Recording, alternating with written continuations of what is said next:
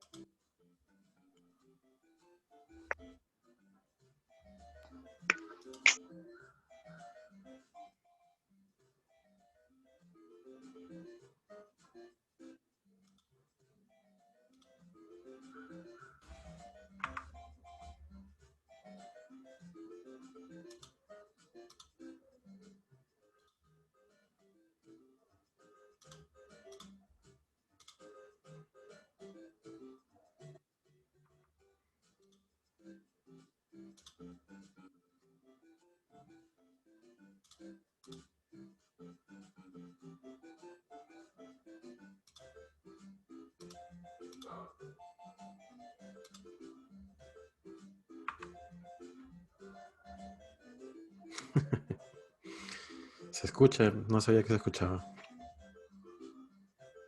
Sí, ingeniero. Ok, gracias por avisarme.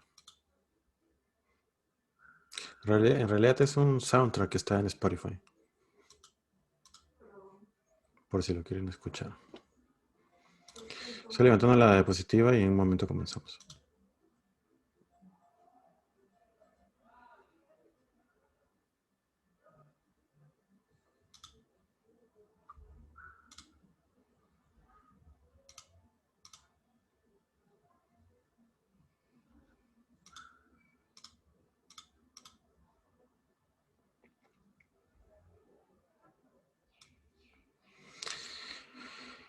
Un speedrun, puede ser.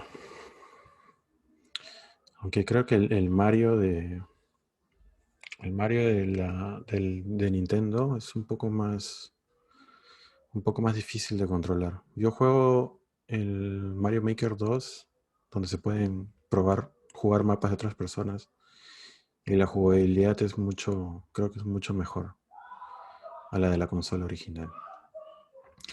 A ver, voy a compartir mi pantalla para comenzar.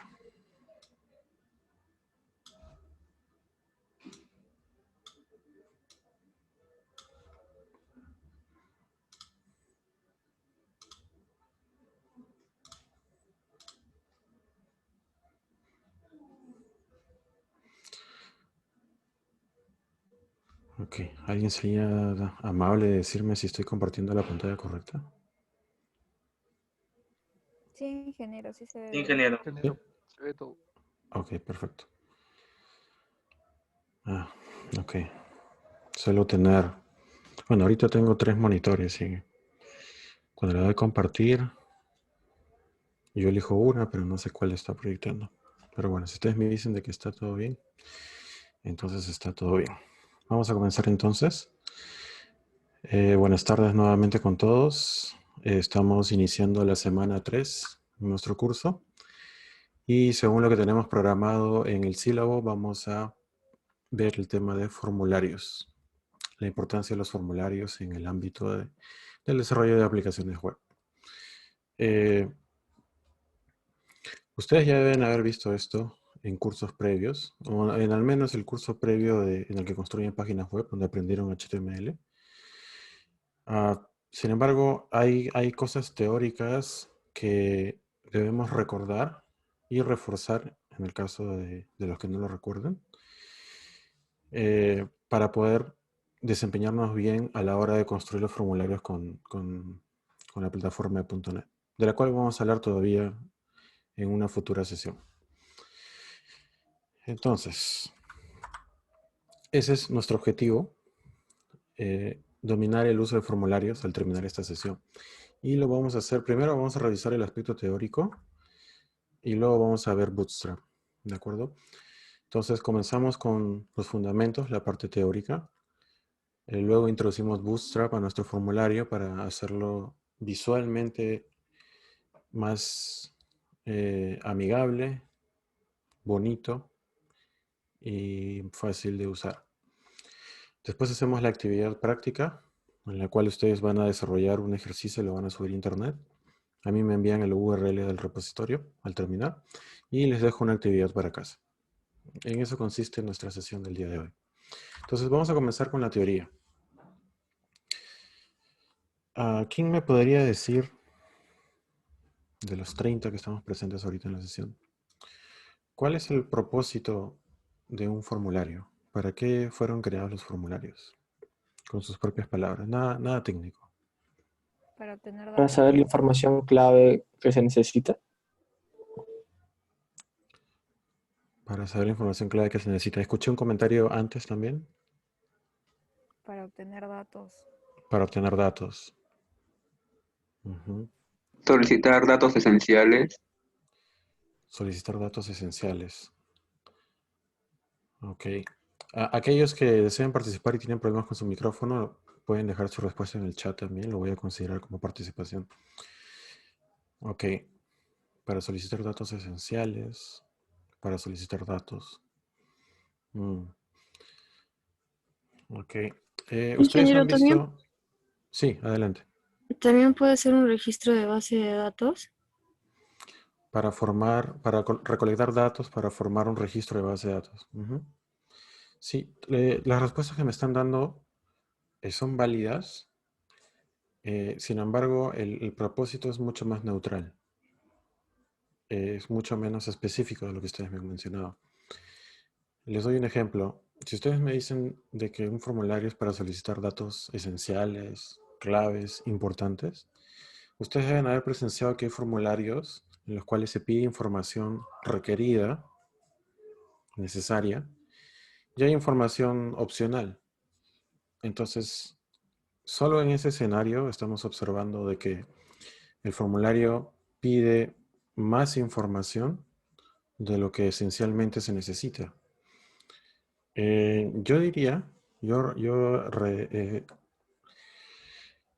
am, yo encapsularía un poco la idea diciendo de que el formulario tiene como propósito el permitir que el usuario nos pueda enviar datos. Cuando digo nos pueda, me refiero a que pueda enviar datos desde su PC hasta el servidor. Porque si los formularios no existiesen, la navegación web sería netamente de obtener, obtener, obtener. Quiero leer una página, quiero consumir un contenido. Todo sería consumir, obtener. Pero gracias a los formularios podemos hacer la dirección inversa. Es decir, podemos hacer que nuestro usuario envíe datos hacia el servidor, coloque datos hacia el servidor. Ahora, la naturaleza de qué tan importante van a ser esos datos, si van a ser esenciales o no, ya va a depender de lo que el sitio web quiera de nosotros, ¿no? A veces pedirá información muy importante para tal vez generar un registro de base de datos, o a veces nos pedirá información trivial sobre nosotros. Sea cual sea el escenario, el servidor va a hacer algo con esos datos. Ya sea guardarlo en una base de datos, enviarlo por correo, guardarlo en un archivo de texto. Hay muchos propósitos por los cuales el servidor querría datos sobre nosotros. Y los formularios gracias a los formularios, nosotros podemos enviar esa información. Entonces, ya teniendo claro cuál es el propósito de los formularios, que es permitir que el usuario pueda enviar información hacia el servidor, relevante o irrelevante, lo que sea, yo les pregunto, ¿cuál es la etiqueta que se utiliza para renderizar un formulario? Por. Sí, muy bien. Algunos se adelantaron en el chat, ya lo tenían escrito al parecer. La etiqueta es form. Efectivamente. La respuesta la trae, profe. ¿Cómo? La respuesta está en la siguiente pregunta. Bueno, sí. Efectivamente, hay un baja ahí. La respuesta está en la siguiente pregunta. Entonces, les hago una pregunta un poco más difícil. A ver, ¿quién me responde primero? Cuando el navegador intenta dibujar la etiqueta form, ¿Qué tipo de diseño creen ustedes que aplique? ¿Habrá algún impacto visual al dibujar una etiqueta, a la etiqueta form, perdón? ¿O no se dibuja nada? ¿Qué creen ustedes? Una tabla. Claro, es Una como una tabla. tabla. Ok, una tabla. Tenemos una respuesta, una posibilidad. ¿Alguien tiene alguna otra opinión? Además de que se dibuje como una tabla, Lista. como una lista. Ok. Estas respuestas son muy interesantes porque me permiten saber cuál es el recuerdo que ustedes tienen sobre los formularios. Bueno, hay dos opiniones, tabla y lista. La respuesta aquí, si es que alguna vez se los pregunto en una evaluación formal, es que el formulario no renderiza nada, absolutamente nada. No dibuja una tabla, no dibuja una lista, no tiene ningún impacto visual. El formulario, la etiqueta form, lo único que hace es delimitar cuál es la zona donde se recolectan los parámetros que se van a enviar en el formulario. Si se ve como una tabla o si se ve como una lista, es gracias a los elementos que estén dentro de ese formulario, que sí van a tener un impacto visual. Pero la etiqueta form en sí, no. ¿De acuerdo? Ahora, esta etiqueta form, bueno, sí es justamente lo que Alicia había escrito en el chat. No se dibuja a menos que se le ponga un estilo. Bueno, el form se dibuja como un bloque, si mal no recuerdo. Y le pueden poner estilo, sí, le pueden poner borde, creo. Le pueden poner un color de fondo. Pero no es la idea. La semántica, el propósito de dicha etiqueta es que ustedes digan, aquí empieza el recojo de información, aquí termina. Y ahí queda la responsabilidad de la etiqueta form. Pero a esta etiqueta form hay que ponerle dos atributos que son muy importantes. Y de hecho están ahí en la presentación. El primero de ellos es el atributo action y el segundo es el atributo method. Estos dos atributos son, a mi parecer, son muy importantes a la hora de definir un formulario, porque esto les va a permitir a ustedes demostrar, en una evaluación por lo menos, que ustedes saben lo que están haciendo. ¿Quién me puede decir para qué sirve action? Eh, Pone o sea, la ruta donde se van a enviar los datos. Muy bien. Juan, ¿verdad? Sí. Muy bien, Juan. Efectivamente, action es el atributo que le va a indicar al formulario cuál es esa ruta, o también le podemos decir destino, a la cual los datos se van a enviar. Esa ruta podría ser tal vez el mismo recurso. Si ustedes dejan el action vacío, lo que va a hacer el navegador es, va a leer los parámetros que el usuario va a escribir, va a llenar, y se los va a enviar al mismo recurso. Es decir, va a hacer una nueva solicitud HTTP y la dirección de envío va a ser el mismo recurso. Eso va a suceder si ustedes dejan el action vacío. Si no, si ustedes colocan ahí una ruta hacia otro lugar, pues hacia ese otro lugar es donde se van a enviar los datos. Por eso es que este atributo es muy importante, porque nos permite definir a dónde van a viajar los datos. Que de ahora en adelante lo vamos a llamar parámetros. Un formulario puede tener varios puntos de recolección, que es donde el usuario va a escribir. A esos puntos de recolección los vamos a llamar parámetros de ahora en adelante. ¿Y para qué servirá el atributo method? El tipo, o si es post, get. Ujú, así es. Ese tipo es en realidad el verbo, hablando más técnicamente. Recuerden que en la clase número 1, en la primera clase, cuando vimos el protocolo HTTP, vimos algunos verbos. Y al terminar la clase, recapitulamos que los verbos más utilizados eran dos. Eran el verbo get y el verbo post. A estos verbos también se le conocen como métodos. ¿Okay? Ambos nombres son lo mismo en este contexto. Traten de utilizar cualquiera de estos dos nombres, método o verbo. Y yo creo que lo más difícil aquí, una vez que ustedes tienen claro para qué sirve action y para qué sirve el método, lo más difícil es saber cuándo se va a utilizar un método y cuándo se va a utilizar el otro. Tenemos dos opciones, get y post.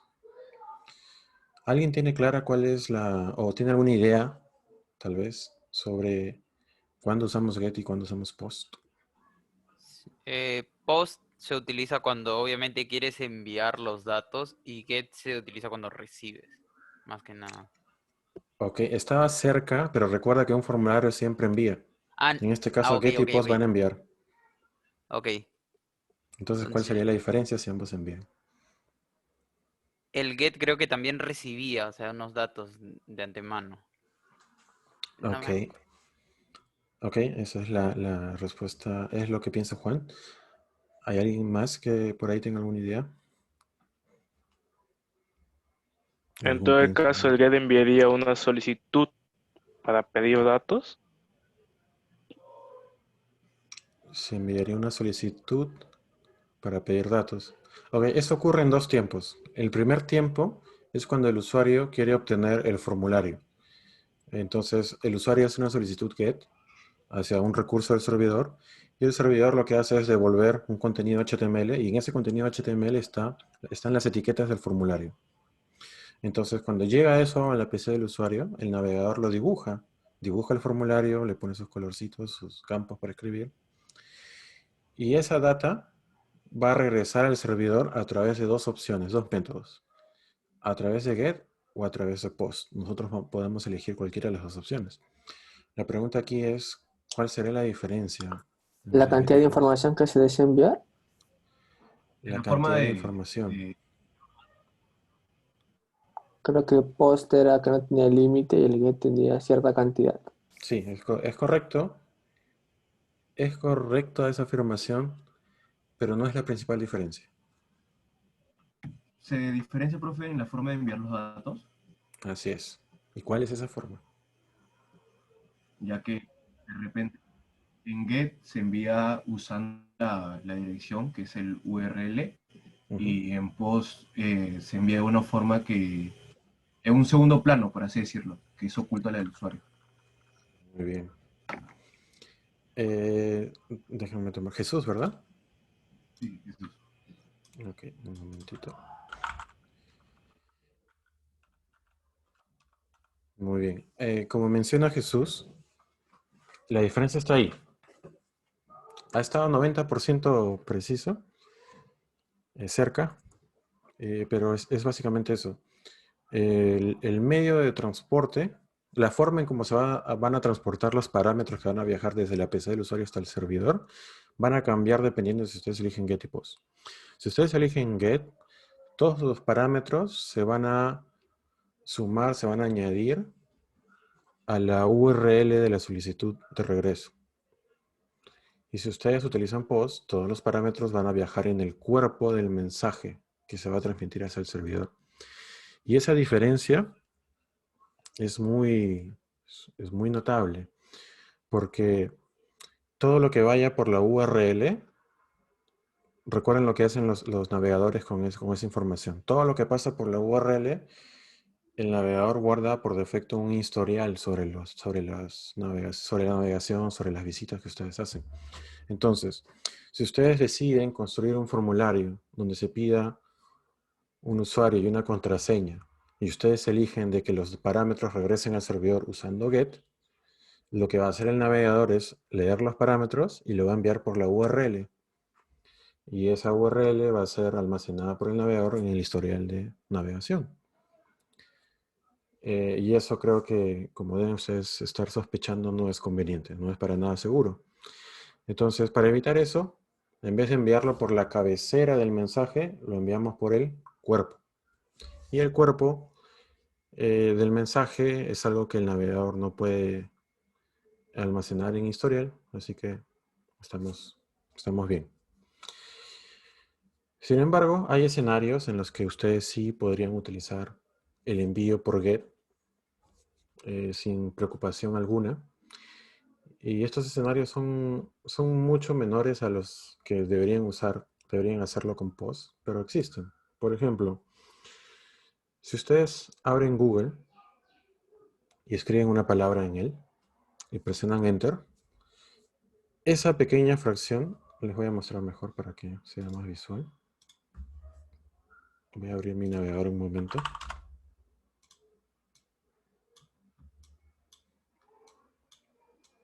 Ok, observen. Toda esta zona que ustedes están viendo aquí, donde mi mouse se está moviendo, es un formulario. Y su función, su objetivo es que yo pueda escribir algo y ese algo viaje hasta el servidor.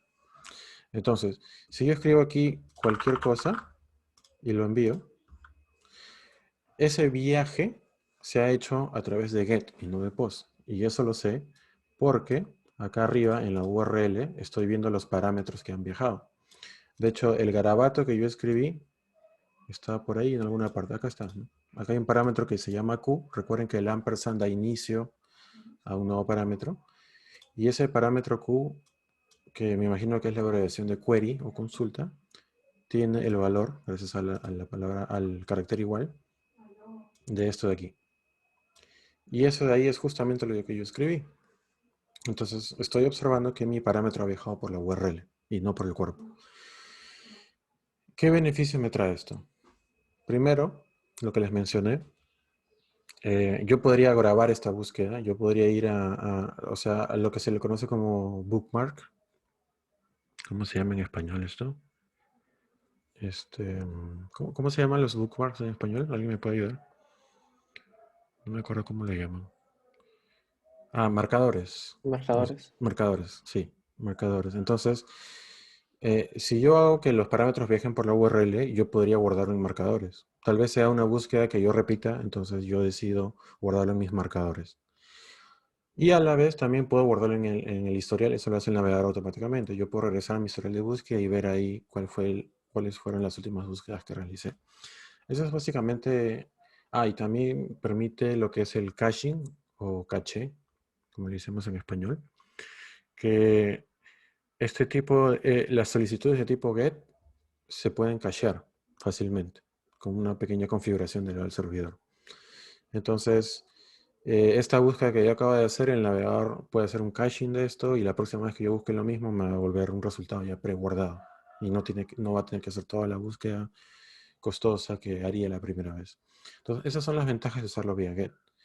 La gran desventaja es el tema de que los parámetros que enviemos por ahí no deberían ser parámetros sensibles, como por ejemplo datos personales, contraseñas, direcciones, tarjetas de crédito, cualquier dato que sea muy sensible, privado y cuya exposición pueda terminar en peligro para nuestro usuario, entonces no hay que hacerlo vía GET, hay que hacerlo vía POST. ¿Y qué pasa cuando hacemos vía POST? Todos esos parámetros ya no viajan por acá, viajan por el cuerpo. Y esa inspección también se puede ver. Ustedes pueden ver cómo viaja la data vía POST. Lo vamos a hacer en un rato cuando implementemos el formulario. Pero para que tengan ahí más clara la diferencia. De hecho, yo recuerdo haber preguntado alguna vez en una evaluación. Recuerdo haber puesto algunos escenarios y ustedes tenían que decidir, bueno, los alumnos tenían que decidir si debían usar GET o POST para cada escenario. Mi sugerencia es, asuman por defecto de que POST es la mejor opción. A menos que ustedes identifiquen de que guardar en marcadores, guardar el historial es algo beneficioso para el usuario, entonces ahí cambian el POST por GET. Esa es básicamente la lógica que yo aplico cuando construyo formularios. Entonces, hasta ahí, porque esto es básicamente el gran grueso de teoría que vamos a revisar hoy día. ¿Hay alguna duda o inquietud? Algo que tal vez hayan visto en laboratorio respecto a formularios que no les haya quedado claro, o en ese momento que no les haya quedado claro. Parece que no. Sí, yo tengo una consulta. Sí. Cuando es cliente-servidor, el servicio está en el servidor, ¿correcto? Ujú. Se puede decirle al cliente que el método es POST, pero cuando llegue al servidor sea GET y viceversa, ¿o se aplica eso también? Sí, de hecho, cuando ustedes trabajan en una arquitectura cliente-servidor, como es nuestro caso, como es el caso de las aplicaciones web, ustedes deben asumir lo peor por parte del usuario. Ustedes deben de creer que nuestro usuario es un usuario, o sea, la persona que va a consumir nuestra página es un usuario malintencionado. Nunca esperen de que sea una buena persona. Si ustedes siguen esa guía, van a construir aplicaciones más seguras.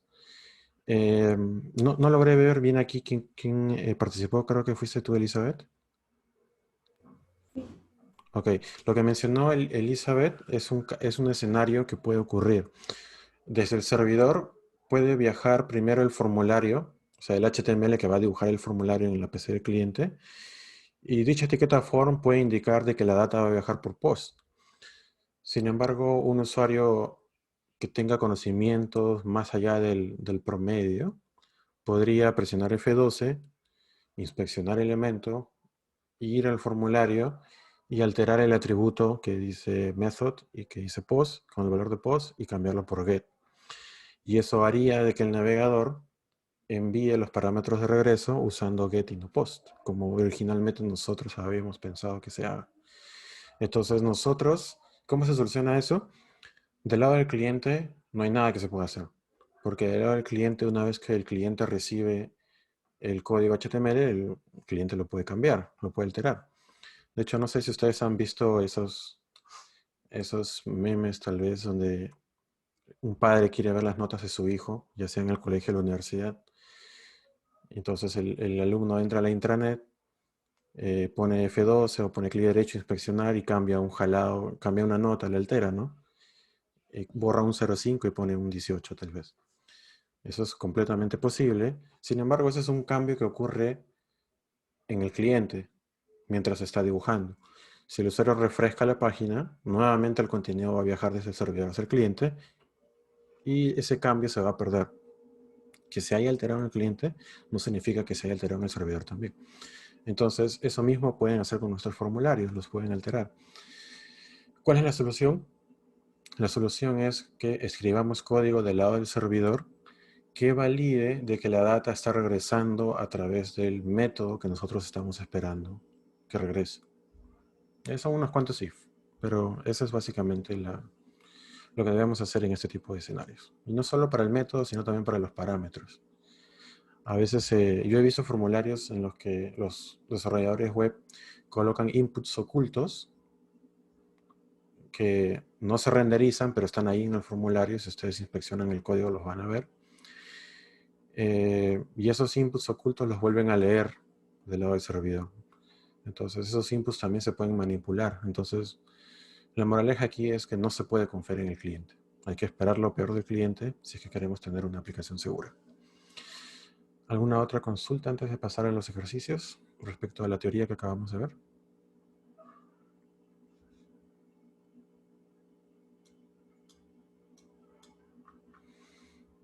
¿No? Ok, entonces vamos a pasar a los ejercicios. Lo primero que voy a hacer es construir un formulario básico. Vamos a recorrer algunas etiquetas de recolección de datos, o sea, me refiero a los inputs. Y luego le vamos a poner Bootstrap. Yo voy a hacer este ejercicio en aproximadamente 15 minutos. En este momento yo les voy a pedir que solo observen, que suelten todas las dudas que tengan mientras yo vaya construyendo esta interfaz. Y después de ello ya les doy pase a ustedes para que construyan el ejercicio de la clase que es con nota. Ok, entonces voy a cambiar de pantalla. Un momentito.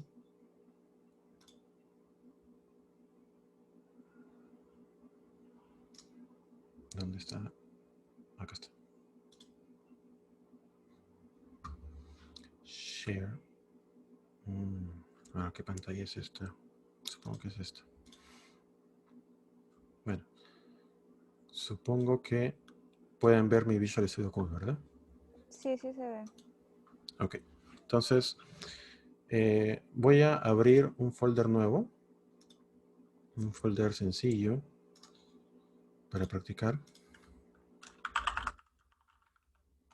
vacío.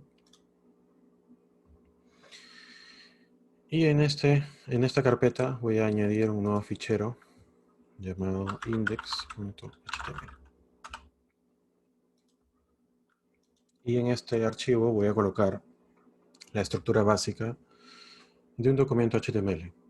En Visual Studio Code, si es que aún no lo saben, si ustedes escriben el signo de admiración y presionan Enter, se escribe la estructura básica. ¿Okay? Así que no es necesario que escriban todo desde cero. Aquí como título le voy a poner formulario HTML. Para escribir la etiqueta del formulario, no es necesario que escriban la apertura de las etiquetas, basta con que escriban el nombre de la etiqueta y presionen Enter. Eso utiliza un snippet que ya está incorporado dentro de Visual Studio y escribe toda la apertura y cierre de la etiqueta por nosotros. También podrían utilizar las dos opciones que están aquí abajo. Si es que ustedes ya saben que van a utilizar get o post, pueden utilizar directamente esos snippets, así. Y escriben un poco menos. Okay. Yo todavía no voy a indicar el método, porque lo voy a preguntar después, en base a lo que voy a diseñar. Entonces todavía no voy a indicar el método. El action. En el action voy a colocar que estos datos viajen hacia un archivo llamado procesar.html. Y lo que voy a colocar aquí adentro son...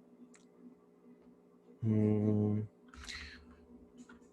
a colocar un encabezado que se llame formulario de contacto.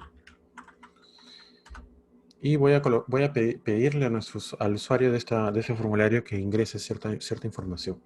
Lo primero que le voy a pedir que escriba es su nombre. Entonces yo voy a escribir aquí la palabra nombre completo, 2 puntos. Y ¿quién me puede decir cuál es la etiqueta HTML que permite que el usuario escriba texto en una sola línea? P. E. Ok, vamos a ver. ¿Así? Sí. ¿Eso hará que nuestro usuario, cuando visite nuestra página, pueda escribir texto ahí? Ah, Vamos a ver. no. No. Entonces, Input. así es. ¿Pero qué input? Porque hay varios tipos, varios Inputs, inputs. text. Muy bien, Text. inputs. Text.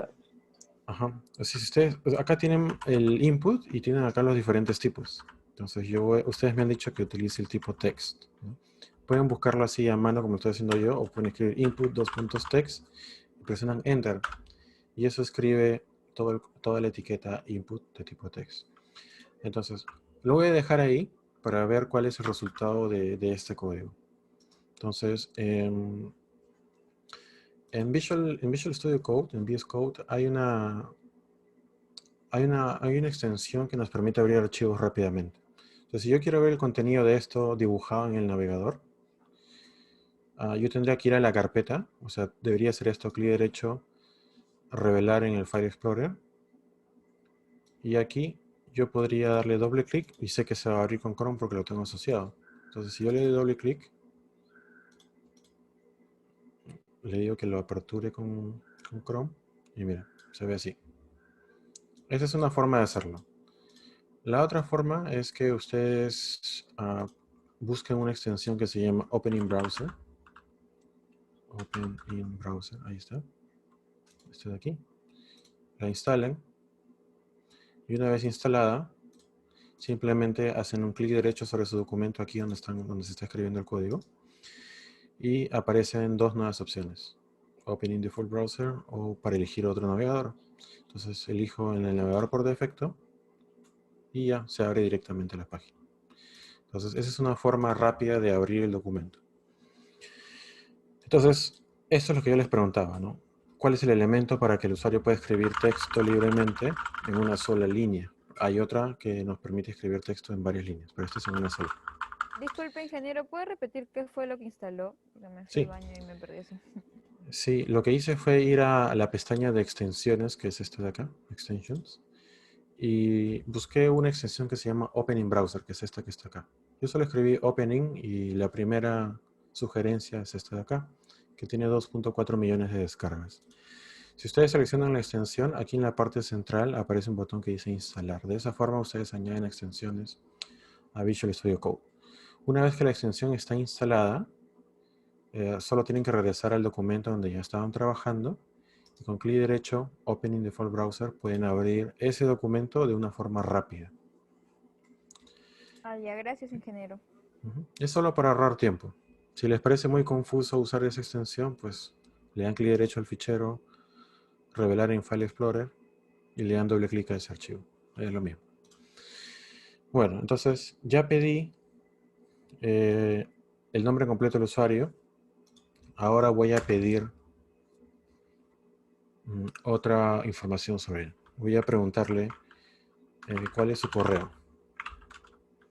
Para esto, yo podría utilizar nuevamente el input de tipo text, pero desde la versión 5 de HTML, si no me equivoco, tenemos este input de aquí, que es de tipo email.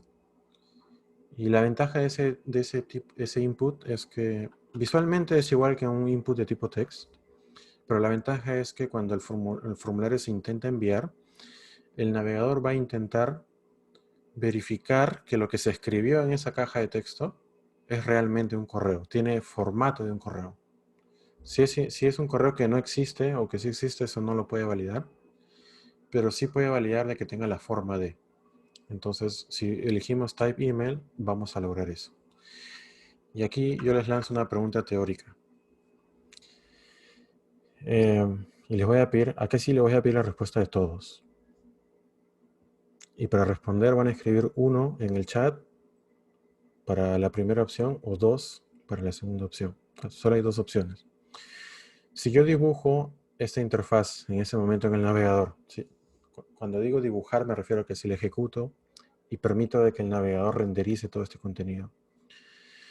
La pregunta es, ¿el nombre completo y el correo van a aparecer uno debajo de otro o van a aparecer todo en una sola línea? Si ustedes creen que va a aparecer todo en una sola línea, escriban 1 en el chat. Y si creen de que va a aparecer uno abajo de otro, escriban 2. Wow. Así los quiero ver en la práctica. Muy bien. Creo que todos lo tienen claro. Efectivamente, se va a dibujar todo en una sola línea. La pregunta es ¿por qué? ¿Quién me puede decir por qué? A Falta ver, el de todos salto. esos uno. ¿Por qué? Hace el salto de línea. Ah, porque no tiene salto. Ah, ok.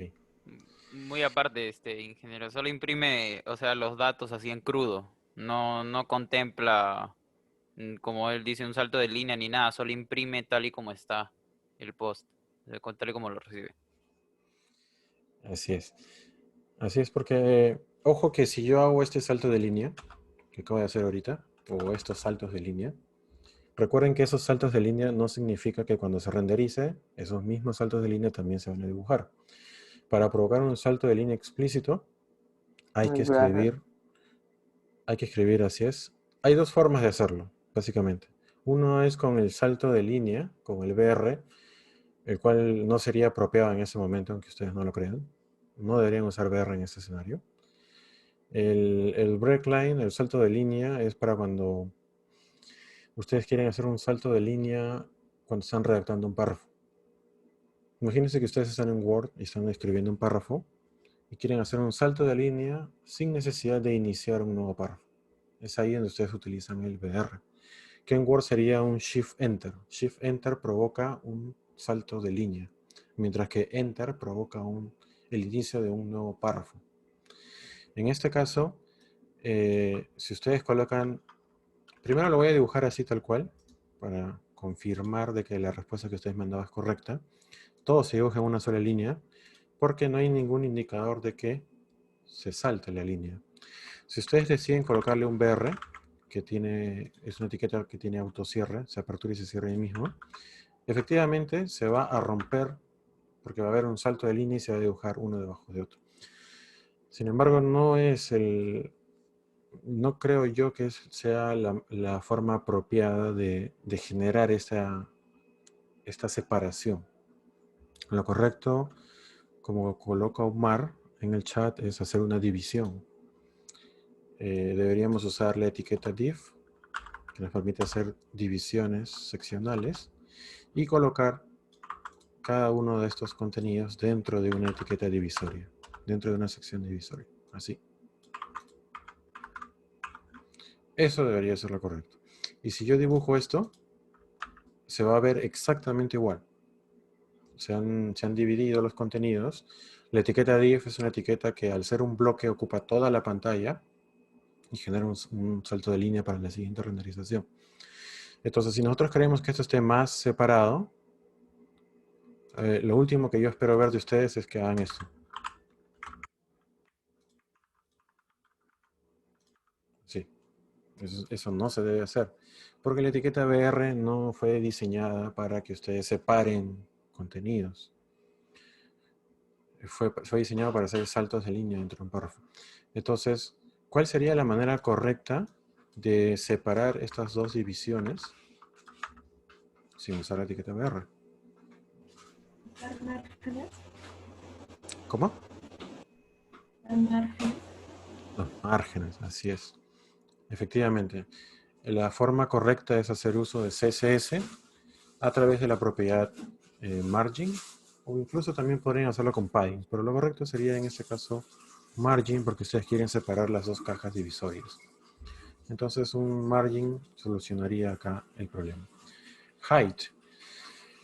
Height, como pone Omar en el chat, también nos va a generar esa separación visual, pero yo creo que lo más apropiado es el margin, porque el margin nos permite establecer una proporción pareja para los cuatro lados. En cambio el height le pone una altura fija a la caja y dependiendo del contenido, ese contenido va a estar ubicado pegado para arriba, un poco más abajo. Es mucho más trabajoso posicionarlo equitativamente con height. Entonces mi recomendación es que utilicen margin en este escenario. Bueno, esta no es una clase CSS, yo espero que ustedes recuerden bien eso, así que no voy a tocar el margin en este momento. Vamos a seguir recordando los tipos de elementos que nos permiten pedir datos al usuario. La siguiente pregunta para nuestro usuario va a ser el asunto. ¿Ok? Y para el asunto vamos a permitir que nuestro usuario elija una opción entre tres opciones. Estas tres opciones van a ser consulta, reclamo o sugerencia. Entonces, ¿cuál sería el elemento HTML más apropiado para que nuestro usuario pueda elegir una de estas tres opciones? Select. Muy bien, select. Entonces vamos a escribir aquí la etiqueta select. La etiqueta select necesita que las opciones que va a mostrar estén dentro de una etiqueta llamada option. Y es aquí donde yo voy a colocar consulta. Voy a hacer un copy-paste de esto.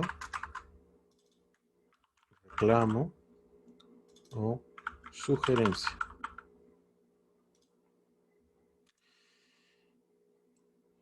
Listo. Vamos cómo se dibuja esto. Y esto se dibuja así. Consulta, reclamo o sugerencia. Ahora, vamos a preguntarle por un tema del saludo. Si la persona que nos está contactando es... vamos a preguntarle el sexo de la persona. Entonces voy a escribir una nueva caja divisoria. Voy a poner por aquí el sexo. ¿Cuántas opciones tenemos en este caso? 2. 2, ¿verdad? La persona puede ser hombre o puede ser mujer, independientemente de su orientación sexual, que no nos interesa en este caso. Solo queremos saber si es hombre o mujer. Entonces, si queremos hacer una pregunta para dos opciones, ¿cuál será el elemento más apropiado? Un radio. Incluso podría ser un select nuevamente, pero no le veo mucho sentido que el select solo tenga dos opciones, ¿no? O sea, si solo son pocas las opciones, es mucho más fácil que el usuario vea todas las opciones de golpe. Entonces, en este caso, vamos a colocar aquí un input, pero ese input va a ser de tipo radio. ¿Ok? Y vamos a poner por aquí que diga femenino, masculino.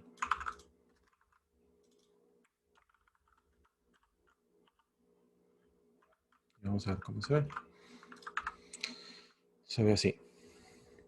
Ahora, si yo hago clic en femenino, ¿qué debería pasar si yo hago clic en masculino?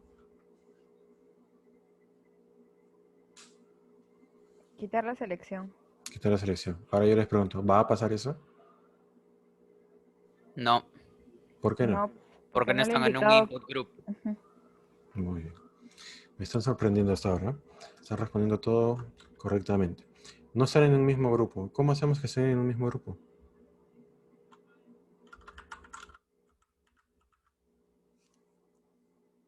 En caso de Bootstrap sería un div class form group, No. ¿no? Hay algo más que es lo que hace que el input esté agrupado. Name. Así es, el name. Y eso, esto nos da pie a definir el atributo más importante dentro de los elementos de entrada de un formulario. El atributo más importante es el atributo name. ¿Por qué? Porque el atributo name permite definir cuál es el nombre del parámetro que va a viajar. Si yo lleno todo este formulario, que son 1, 2, 3 y 4 preguntas, deberían viajar 4 parámetros hacia el servidor. ¿Cómo se van a llamar esos parámetros?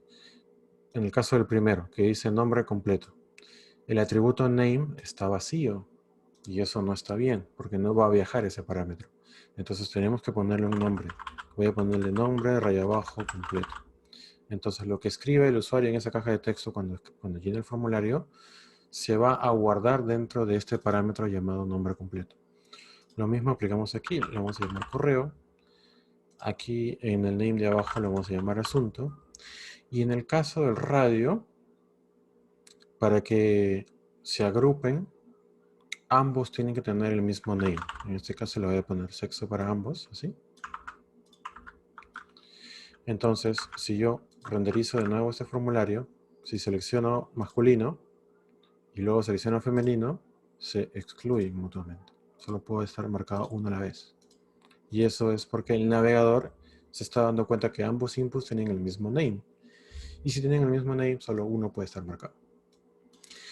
Ahora, si yo hago clic en el texto femenino, no se marca. Y yo creo que eso es lo que debería suceder. ¿Quién sabe cómo hacer para que si yo hago clic aquí, se marque? Y no tenga que estar haciendo clic en el circulito.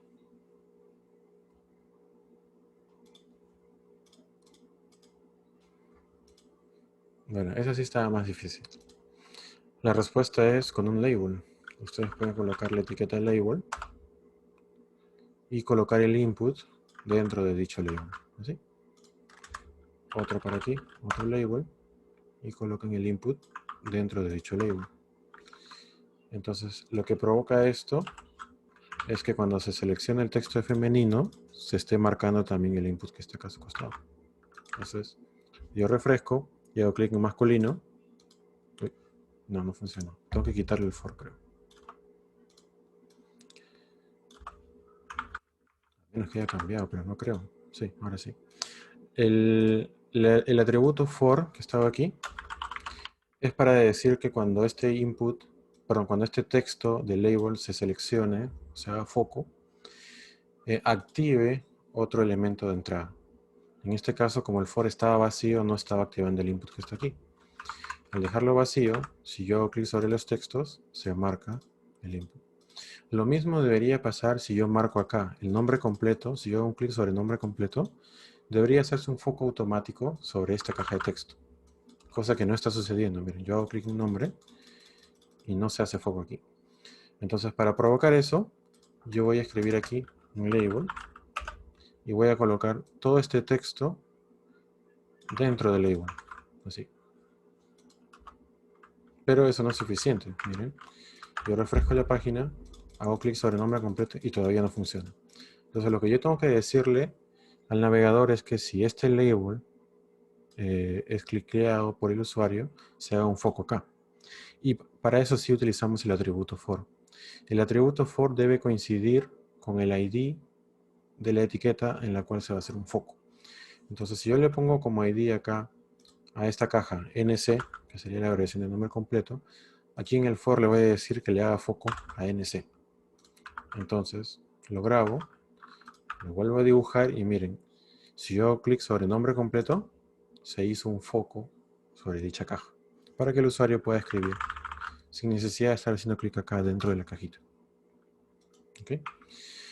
Entonces ya saben para qué sirve el atributo for. Por último, vamos a pedirle un mensaje a nuestro usuario.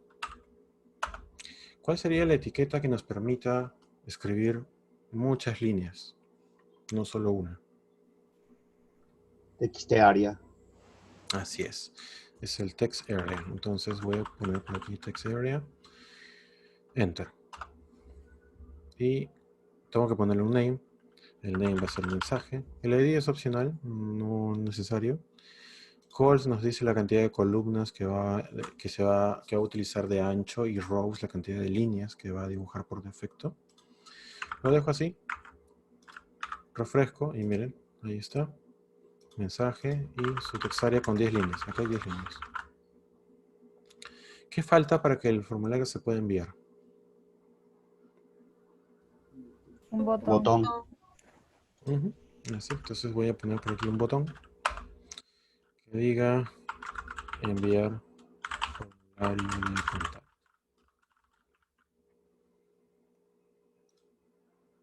Ahora, pregunta de práctica. Si yo hago clic en el botón enviar formulario de contacto, dado el código que está desarrollado en ese momento, que ahí lo pueden ver. La pregunta es, ¿qué voy a ver yo aquí en mi pantalla, en el navegador, cuando yo haga clic en enviar formulario? Nada, porque no, Nada. no estás reenviando. No estás reenviando ninguna página ahorita. No. Nada no es la respuesta correcta en este caso. Error Ingeniero, 407. Los datos van a quedar ahí los todavía. datos van a seguir en la pantalla porque no hemos dado ningún... no hemos Limpiar, empleado no código han para usado enviar ningún datos. método para limpiar ni un mensaje para mostrar que ya se enviaron los datos. Nope. Tengo dos hipótesis. Uno, que aparezca un error porque no se ha creado el procesar.html y también le Ya. falta el subject para que se pueda enviar al otro formulario. Entonces, uno que quede tal como estaba, que se refresque la misma página, Ujú. y lo otro es no encuentre el procesar.html. Ok, Entonces son dos. ¿quién dijo eso? No pude notar aquí. Jaime, Supo Jaime. Puma. Tiene una Jaime. consulta. ¿Cree que afecte el hecho de que en la línea 9 no ha puesto el método? ¿O lo toma como post por default? Buena observación. Cuando el atributo method no está definido, declarado explícitamente, el valor por defecto es get. Entonces, respondiendo a la pregunta, no afecta porque se va a usar get. Lo que mencionó Jaime es efectivamente lo que va a pasar. Jaime expuso dos hipótesis, ¿no? La primera es que el formulario se va a enviar hacia la dirección procesar.html, como dice aquí arriba, pero al no existir este archivo se va a mostrar un error. ¿De acuerdo? El error que debería mostrarse obviamente es el 404, que el recurso no se pudo encontrar. La otra hipótesis que mencionó Jaime es que el botón que está ahí abajo no cumpla su función de envío. Y si es así, si es que no tiene la acción de enviar, entonces el formulario no se va a enviar y el primer escenario planteado por Jaime no va a ocurrir. Entonces, vamos a descubrir qué es lo que sucede. Voy a hacer clic en enviar. Por lo tanto, si ha ocurrido el primer escenario, es decir, se intentó encontrar, miren acá la ruta, ¿Qué archivo está intentando buscar? Está intentando buscar procesar. ¿Existe? No, no existe porque no lo he creado. ¿Qué pasa con todas las variables que están acá adentro? Miren, están acá en la URL. Ahí están viajando. Obviamente están vacías porque no escribí nada. Entonces, eso descarta la segunda hipótesis. ¿Qué pasa con el botón? El botón no dice que es de tipo envío. Un botón puede ser un botón de tipo botón que se quede ahí para programar algún comportamiento vía JavaScript, o puede ser un botón de tipo envío. En ese caso, un botón de tipo envío dentro de un formulario lo que provoca es el envío del formulario en el que éste se encuentra. Por defecto, un botón provoca un envío. Entonces, la segunda hipótesis se descarta y nos quedamos con la primera, que es que el formulario se envía a esta dirección, pero al no existir esa dirección, pues falla. Entonces, para que no nos aparezca el mensaje de que el archivo no pudo ser encontrado, creamos el fichero y le voy a poner un texto sencillo. Voy a repetir el encabezado. Por si acaso, el encabezado puede estar adentro del formulario como puede estar afuera. Da igual, porque ese encabezado no delimita contenido donde se vaya a digitar algo.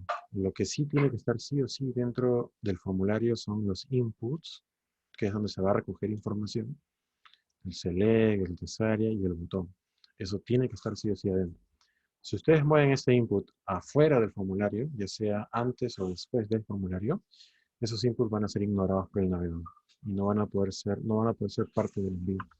Entonces, voy a copiarme este encabezado, lo voy a colocar aquí y voy a añadir un párrafo que diga gracias por contactar. Mensaje sencillo. Y si ustedes por ahí quieren rellenar contenido, pueden escribir lorem, presionan enter. Voy a poner el word wrap. ¿Dónde era el word wrap? Por aquí. No me acuerdo dónde, creo que era en view.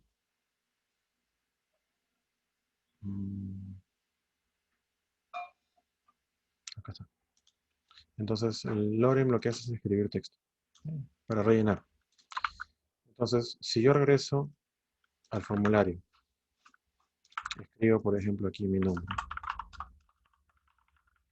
correo de la universidad. Yo quiero hacer un reclamo. Pongo un texto y hago clic en enviar. Entonces, ahora me dice formulario de contacto, gracias por contactarnos, y un texto X. Pero miren la URL. En la URL dice nombre completo, dice igual Jonathan. Correo igual, y ahí está mi correo. Asunto igual, miren el asunto está vacío, a pesar de que yo seleccioné que yo quería hacer un reclamo. Sexo dice igual on, no me dice si es femenino o masculino. Y mensaje dice ABC, que fue lo que escribí. ¿Cómo arreglamos el problema del asunto y del atributo sexo? ¿Cuál es el problema? ¿Quién me puede decir?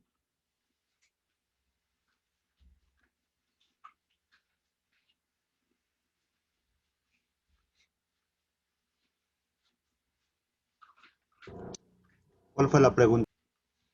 ¿Por qué asunto y sexo se envían vacíos? El valor está vacío en asunto. Así es, porque los valores están vacíos, ¿no? Yo pude haber seleccionado el texto reclamo, pero lo que yo veo ahí visualmente no es lo que se va a enviar. Lo que se va a enviar es lo que está en el value. Y el El value está mismo vacío. caso es en el radio. Así es el mismo caso en el radio. Los radios no tienen valor. Y al no tener valor no están enviando nada. Lo que envía un radio no es lo que están visualizando aquí como texto. Es lo que esté marcado como valor. Entonces voy a poner aquí consulta. O no necesariamente tiene que ser un texto. Podría ser, por ejemplo, 1, 2 y 3.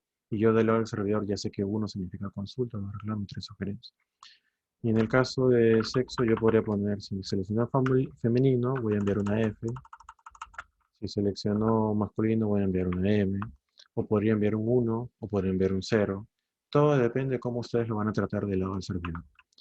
Entonces, si yo regreso aquí y yo vuelvo a enviar, va a seguir fallando de nuevo, porque esta interfaz ya fue renderizada antes del cambio. Yo tendría que refrescar este formulario con un F5 y volver a redactar.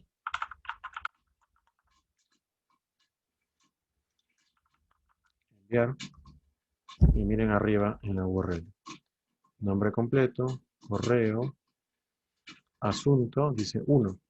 Ahora sí están en un valor. Y sexo igual M. Entonces, ahora sí estamos enviando los parámetros que deberían enviarse. Los valores que deberían enviarse para cada parámetro. Para cerrar este punto de aquí, ¿cómo hacemos para que el nombre completo sea obligatorio?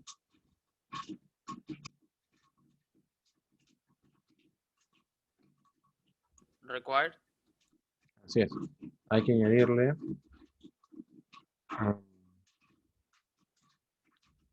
¿es require en presente o en pasado? Pasado. Pasado. Entonces, hay que ponerle aquí, por ejemplo, el nombre completo, require, en pasado. Entonces, al hacerlo así, si yo intento enviar el formulario, no me deja. Porque el navegador está validando esto de ahí. Esto es algo de lo cual ustedes tampoco se tienen que confiar. Porque un usuario podría inspeccionar el contenido de esto y decirle, oye, yo no quiero que esto sea requerido, me lo bajo. Entonces, ya lo puedo enviar. Eso se llama validación del lado del cliente. El colocarle un require es una validación que se ejecuta en la PC del cliente. Y recuerden que todo lo que ocurre en el cliente no es confiable.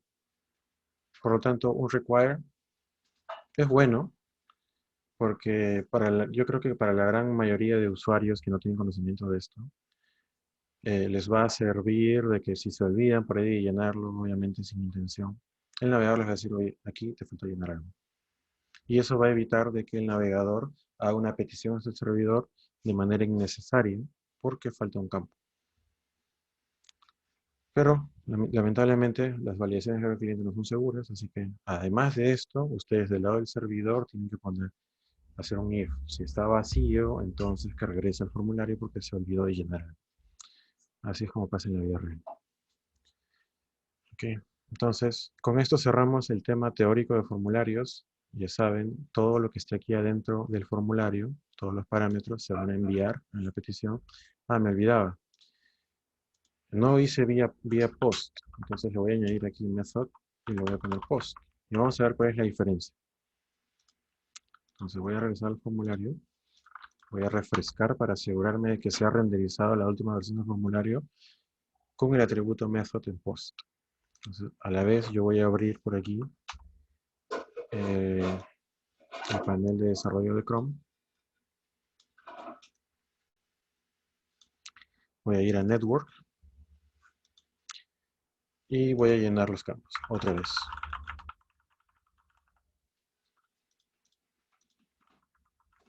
Y voy a hacer clic en enviar. Miren la diferencia. ¿Ven ustedes los parámetros arriba en la URL? No lo ven. Esta vez porque los datos ya no fueron enviados por la cabecera. Ahora los datos son enviados por post. Ahora aquí voy a poner documents. Acá está. Esta es la solicitud post que se registró en el navegador. Yo tenía el panel de desarrollo abierto, entonces ha capturado la petición. Y yo aquí estoy viendo en la parte inferior que se hizo un form data, que se enviaron los datos a través del formulario y a través del cuerpo. Entonces, lo que se envía realmente no es esto, así como están viendo ustedes. Aquí lo que está haciendo Chrome es formatearle de una manera amigable.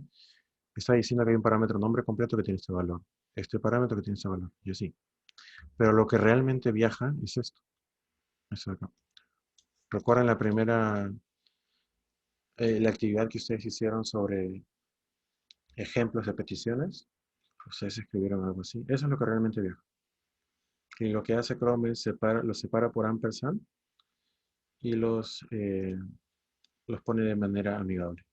Así. ¿Ok? Entonces, la pregunta final que haría aquí es, ¿debe ser ese formulario, debe usar este formulario get o debe usar post? ¿Y por qué?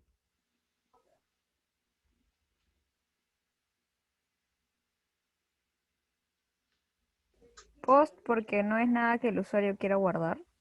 No es nada Así es. importante para el usuario. Sí, esa respuesta es correcta. Además hay datos sensibles, que yo lo pondría como prioridad. El nombre, el correo, todo lo que es datos personales de un usuario no debería ir por get, debería ir por post. De hecho, yo siempre cuento aquí una anécdota rápidamente sobre algo que a mí me pasó. Yo cuando estaba, no recuerdo bien mi edad en ese entonces, pero yo quería comprar un dominio y la entidad que, que vende los dominios aquí en Perú es la NICP. Entonces, si ustedes alguna vez quieren comprar un dominio peruano que termine en .p o .org.p o .com.p, etc., es aquí donde se compra. Hay otros lugares donde comprar también, pero este es el lugar más barato. Entonces, una vez recuerdo, no recuerdo cuáles eran las circunstancias por las cuales yo me vi obligado a ir a una cabina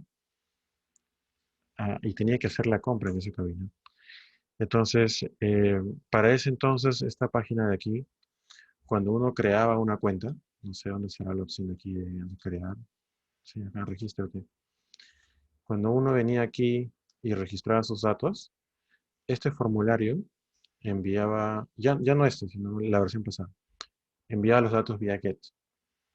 Entonces yo me acuerdo cuando abrí la página de la NICP, no quería comprar un dominio, quería consultar algunas opciones dentro de un dominio que ya tenía. Entonces, cuando vine a la NICP a revisar mi dominio, una persona previamente ya había usado ese formulario y se había registrado. Entonces, cuando yo vine aquí a la URL, cuando comencé a escribir, en ese entonces era NICP, yo escribía nic.p y ya me aparecía aquí en el historial de búsquedas, aquí, en esta parte de acá, me decía registro.php, interrogación, nombre igual fulano de tal, DNI igual tal, usuario igual tal, contraseña igual tal. Entonces, se había quedado grabado en el historial del navegador estos datos muy sensibles y yo podía entrar con los datos de esta otra persona. Entonces, yo no creo que ustedes quieran que eso les pase a los usuarios de algún futuro sistema o aplicativo que ustedes construyan. Entonces, aquí yo creo que la moraleja es que nunca dejen que datos sensibles pasen por GET. Siempre utilicen POST. A menos que, como les dije anteriormente, quieran hacer a menos que ustedes sepan de que viajan datos que no son sensibles y que quieran que el usuario los pueda borrar en su historial, lo pueda borrar en el bookmark, etc. ¿Okay? Entonces, cerrando eso de lado rápidamente, voy a introducir Bootstrap aquí para ya darles paso a ustedes para que realicen el ejercicio propuesto. Bootstrap es, como ustedes ya saben, ya deberían de saber, es un framework CSS y JavaScript que nos permite heredar, traer clases ya predefinidas y eso nos permite construir un aplicativo de una manera muy bonita, muy sencilla, muy amigable. Es un framework CSS muy utilizado. Y para usarlo, solo tenemos que hacer clic en ese botón. Bueno, ir a la página obviamente de Bootstrap, que es bootstrap.com. Hacer clic en Get Started. Y aquí nos dice, tenemos dos opciones. Si solo queremos el CSS, solo traemos esta etiqueta que está acá. Sin embargo, Bootstrap también tiene componentes que necesitan JavaScript. Si quieren hacer uso de ellos, también tienen que traer estas etiquetas que están acá. Por ahora yo solo voy a hacer uso de las clases, entonces voy a copiarme toda esta etiqueta que está aquí, haciendo clic en este botón que dice Copy, selecciono, y lo traigo aquí. Debajo de mi título voy a pegar esto. Voy a habilitar el warm-up de nuevo, aquí está. Entonces, aquí está la hoja CSS de Bootstrap. La linkeo y ya puedo decir que tengo Bootstrap dentro de mi página, pero todavía no lo estoy usando. Hay un montón de clases que ahora se han incorporado a mi fichero. Entonces, si yo regreso a mi formulario, que era acá index, mi formulario se ve un poquito diferente, ¿verdad? Se ha aplicado el tipo de letra que Bootstrap trae por defecto, sin embargo, todavía no se ve bien, se ve casi igual que antes. Entonces, Lo que yo voy a hacer primero es, voy a un momento colapsar la etiqueta form para centrarnos en lo que voy a hacer aquí afuera. Voy a registrar en una etiqueta div, una etiqueta divisoria. La voy a aperturar después del body y la voy a cerrar antes del body. Abre aquí y cierra aquí. Y la voy a poner como clase, la clase container. Y vamos a ver qué es lo que logra esto. Voy a poner en la clase contenedora lo que logra es esto de aquí. Voy a inspeccionar para que vean cuál es la clase container.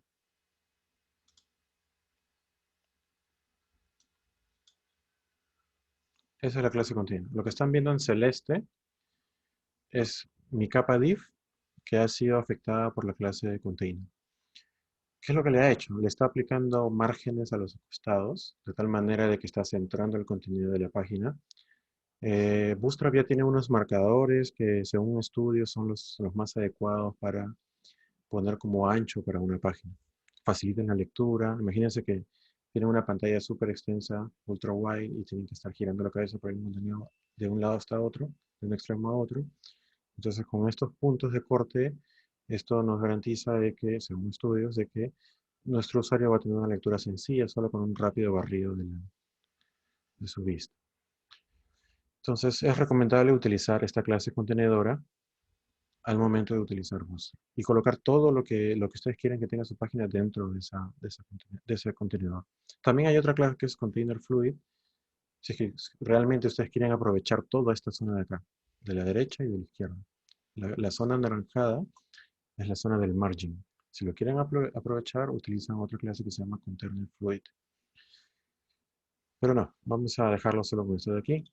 Luego, ahora sí, regresando a nuestro formulario, vamos a añadirle a estos div, a cada div que separa un elemento de otro elemento en el formulario, la clase form. Le pongo esto aquí. Le pongo esto aquí. A cada div. Sí. Y lo que hace esto de aquí va a ser separar un poquito. Le está aplicando en realidad margin entre ellos para que no estén pegados. Recuerden que el aplicarle espaciado es importante para encontrar una armonía visual. Y si una página se ve bonita, eso le va a transmitir un sentimiento positivo a nuestro usuario. No sé si alguna vez a ustedes les ha tocado interactuar con un sistema que no respeta espacios, que se para cayendo. Eso genera percepciones negativas. Entonces, cuando hablan de ese sistema, dicen, oye, sí, ese sistema, pucha, es malazo. No funciona bien, se para cayendo, se ve feo. Eso a la larga genera una percepción general negativa. Tener una página con una buena estética, que no esté todo junto, sino que tenga un espaciado adecuado, acorde, contribuye en generar una percepción más positiva. Por eso es importante ese tipo de cosas. Luego, a los inputs vamos a añadirle una clase, class form control. Y eso se lo vamos a poner también a este input de aquí, al select también, y al text area. Vamos a ver cómo se ve.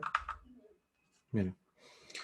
Se ve así. Y esto es gracias a la clase formControl, porque esta lo que hace es convertir el input en un bloque que ocupa el ancho disponible, ¿no? Entonces ahora se ve, yo creo que se ve mucho mejor, ¿verdad?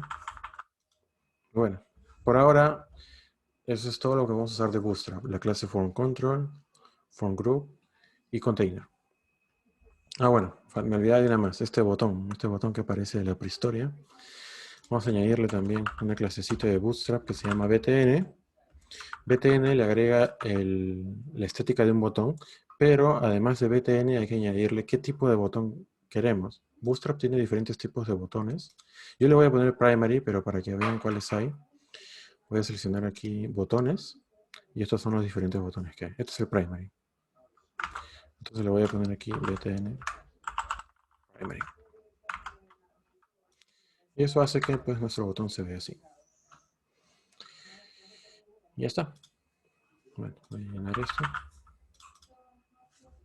Bueno, y aquí se perdió la estética, ¿no? Pero bueno, Eso era todo el aspecto teórico que debíamos revisar hoy. Les voy a mostrar de nuevo la PPT para que vean cuál es el ejercicio que vamos a desarrollar. Bueno, que ustedes van a desarrollar. También les recuerdo que la siguiente clase es la semana 4. Y la semana 4 es semana de práctica. Así que, ¿qué va a venir en esa práctica? Va a venir todo lo que hemos hecho hasta el día de hoy. HTTP, teoría de HTTP, lo que hemos visto hoy de formularios y también lo que hemos recordado en la clase anterior sobre HTML y CSS. Entonces, ¿cuál es la actividad? La actividad es la siguiente. Ustedes van a construir en sus PCs, en sus casas, un formulario de inicio de sesión, donde se escriba un usuario y contraseña. Y también un formulario para registrar una nueva cuenta. Y esto de aquí va a ser para una intranet de un colegio, es decir, para que los padres se puedan crear una cuenta y para que puedan iniciar sesión. Ustedes decidan qué campos son los más apropiados para este escenario. Cuando construyan esto, ¿cómo me lo van a entregar? Ustedes deberían crear un repositorio en GitHub y subir el código ahí. Ustedes deberían entregarme solo el link del repositorio donde yo pueda ver el contenido de lo que han creado. Y para eso tienen 1 hora en total para hacerlo hasta las 7:15 para entregarlo hoy día. Es sumamente importante que puedan realizar esta actividad de manera individual porque la práctica va a ser muy similar a esto. Y tienen que haber calentado en el tema de manejo de Git, cómo crear un repositorio, cómo clonarlo, que es lo que hemos visto en la clase anterior, y cómo enviar el contenido hacia allá. Y como tarea para casa, van a construir un landing page. Un landing page es como una página de bienvenida, una página donde cae un usuario. Para una tienda de helados, ustedes inventan todo el contenido. Lo importante de este landing page es que ustedes puedan construir un carrusel con 3 slides, es decir, con 3 contenidos que vayan girando, utilizando Bootstrap. Para lograr esta actividad, ustedes tienen que ir a la página de Bootstrap y buscar el componente que se llama carrusel. Y acá hay un ejemplo. Acá hay uno. Necesitan uno como este. Segundo, tercero. Pero obviamente no van a dejar ese contenido, ¿no? Van a buscar imágenes en internet y van a hacer que se vean ahí las imágenes y esas imágenes vayan rotando. El código está aquí, pero no solo es copiar y pegar, ¿no? Hay que personalizar este código para que muestre el contenido de las fotos de los helados. ¿Okay? Acá hay otra forma de hacer el carrusel. Entonces, tienen esas dos actividades. Recuerden que la tarea es hasta el martes de la siguiente semana. Y la actividad sí es para ahora, hasta las 7:15. Entonces, voy a dejar ya de compartir pantalla. Voy a parar ya también la grabación de clase. Sin embargo, voy a seguir aquí conectado para que si tuviesen alguna duda me lo hagan saber. Disculpe, ¿por dónde dijo que se le pasaba el link? Todos los links son por Teams. Ah, ya, O sea, los acti- individualmente en Word así o qué? No, primero hacen la actividad, crean su repositorio, desarrollan el ejercicio, lo suben y una vez que terminan, copian el link del repositorio y lo envían vía Teams. Va a haber una caja de texto para que ustedes peguen ahí el hipervínculo. Ah, Nada ya más. está bien. Ujú. Muy bien, vamos a parar entonces la grabación.